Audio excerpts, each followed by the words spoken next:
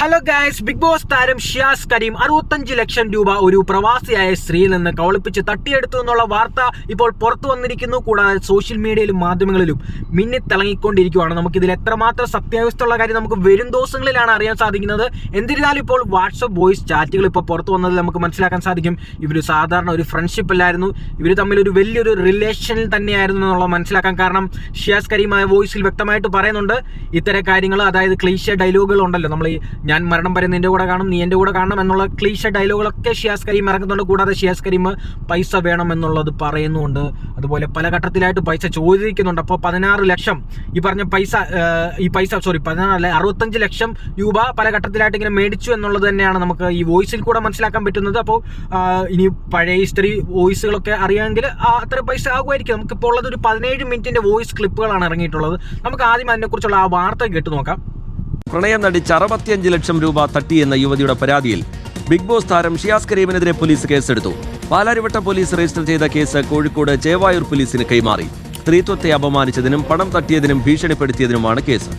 യുവതിയുടെ മൊഴി പോലീസ് രേഖപ്പെടുത്തി. സജോ ദേവസ്വയുടെ വിശദാംശങ്ങൾ നൽകാൻ. സജോ, മുൻപും സമാനമായിട്ടുള്ള രീതിയിലുള്ള ഒരു പരാതി അല്ലെങ്കിൽ ആരോപണം നേരിട്ടിട്ടുള്ള ആളാണ് ഷിയാസ്. ഇതിലിപ്പോൾ 65 ലക്ഷം തട്ടി എന്നാണ് യുവതിയുടെ പരാതി. വിവരങ്ങൾ എങ്ങനെയാണ്? അതീവ ഗുരുതരമായ ആരോപണങ്ങളാണ് ഈ പരാതിയിൽ യുവതി ഉന്നയിച്ചിരിക്കുന്നത്. അതായത് ലൈംഗികമായും സാമ്പത്തികമായും ചൂഷണം ചെയ്തു. ജിമ്മ് നവീകരിക്കാനായി പണം വാങ്ങുകയാണ് ചെയ്തത്. തുടർന്ന് ജിമ്മിൽ പാർട്ട്ണർഷിപ്പ് നൽകാമെന്ന് വിശ്വസിപ്പിക്കുകയും വഞ്ചിക്കുകയും ചെയ്തു.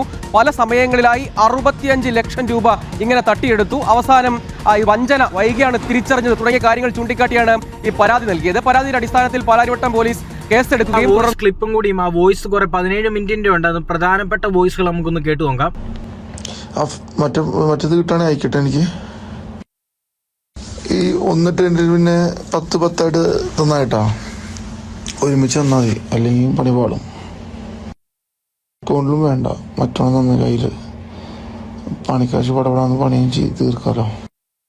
പറയണ്ട, രാവിലെ തന്നെ 10-35,000 രൂപ കൊടുത്താലും.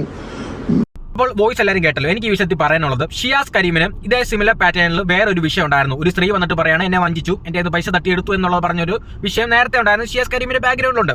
ഇതേ വ്യക്തിക്ക് തന്നെ ഷിയാസ് കരീമിന് കൊണ്ടുപോയിട്ട് 65 ലക്ഷം രൂപ കൊടുക്കുന്നതും അതേപോലെ ബന്ധത്തിലാകുന്നതും ഇവരെ പോലെയുള്ള ഈ സ്ത്രീകളെ എന്താണ് വിളിക്കേണ്ടത്? അവരൊക്കെ എങ്ങനെ ആര് നന്നാക്കി എടുക്കാനാണെന്ന് പറയുന്നത്?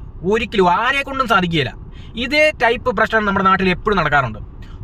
ഒരുവൻ നേരത്തെ അവരുടെ ബാക്ക്ഗ്രൗണ്ടിലുള്ള വിഷയങ്ങളുണ്ടെങ്കിൽ അത് മനസ്സിലാക്കിയിട്ടാണ് ഒരാൾ ചെന്ന് ബന്ധത്തിലാകുന്നതും ഒരു ഫ്രണ്ട്ഷിപ്പിന് പോലും പോകുന്നത്.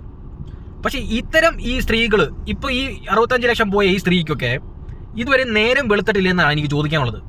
ഇതുപോലെ പോയിട്ട് ഈ കെണിയിൽ ചെന്ന് വീഴുന്നത്, ഇതിപ്പോൾ ഞാൻ ഷിയാസ് കരീമിനെ കുറ്റം പറയുമല്ല കേട്ടോ. ഞാൻ പറഞ്ഞത് ഷിയാസ് കരീമിന് ഇതേപോലെ ബാക്ക്ഗ്രൗണ്ട് ഉണ്ട്. അന്ന് നടന്ന വിഷയത്തിന്റെ ഇതുവരെയും സത്യാവസ്ഥ ഇതുവരെയും പുറത്തിറങ്ങിയിട്ടില്ല. അതായത് നമ്മുടെ ന്യൂസ് ചാനൽ അറിയാലോ, മാധ്യമങ്ങൾ എപ്പോഴും നെഗറ്റീവ് വാർത്തകൾ വിടാനേ താല്പര്യമുള്ളൂ. പോസിറ്റീവായിട്ട് ഇപ്പം ഷിയാസ് കരീമിന്റെ ഭാഗത്ത് നേരുണ്ടോ ന്യായമുണ്ടോ എന്നുള്ള കാര്യങ്ങൾ വാർത്തകൾ ഒന്നും പുറത്തു വിടത്തില്ല.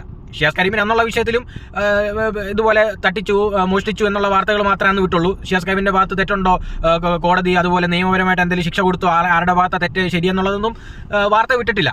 അപ്പോൾ അതുകൊണ്ട് ഞാൻ പറയുന്നതാണ്, ഷിയാസ് കരീമിന്റെ ബാക്ക്ഗ്രൗണ്ടിൽ ഇങ്ങനെ ഒരു വിഷയം ഉണ്ടായിരുന്ന സ്ഥിതിക്ക് ഒപ്പം പിന്നെയും കൊണ്ടുപോയി 65 ലക്ഷം രൂപ കൊടുക്കുകയും അത് പല ഘട്ടത്തിലായിട്ട് കൊടുക്കുകയും ഇതുപോലെ ബന്ധത്തിലാകുന്നതും ഒരു സ്ഥിതിയൊക്കെ ആകുന്നത് എനിക്ക് ഒട്ടും വിശ്വസിക്കാൻ പറ്റുന്നില്ല.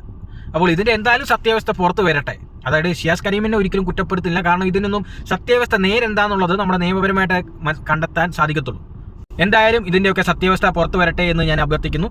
അപ്പോൾ നെക്സ്റ്റ് ഒരു വീഡിയോ ഉടനെ വരുന്നതായിരിക്കും. അപ്പോൾ സീ സൂൺ ഗൈസ്, ബൈ.